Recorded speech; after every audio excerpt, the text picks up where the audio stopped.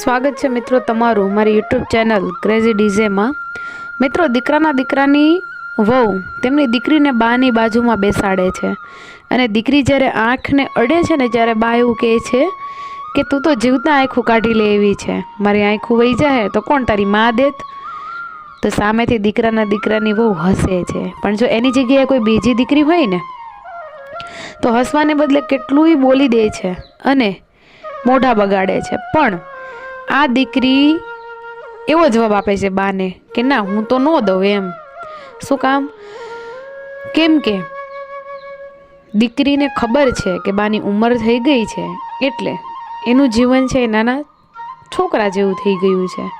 જો આ બંને પાત્રોમાંથી આપણે થોડું ઘણું પણ શીખીએ ને મિત્રો તો આપણા ઘરમાં જે કજિયા કંકાસ થાય છે ને એ બિલકુલ ના થાય। જો આટલી સહન શક્તિ અને આટલું જો હસવામાં કાઢી નાખશું તો ક્યારેય ઝઘડો નહીં થાય। તો મિત્રો નિહાળો આગળનો ઓડિયો।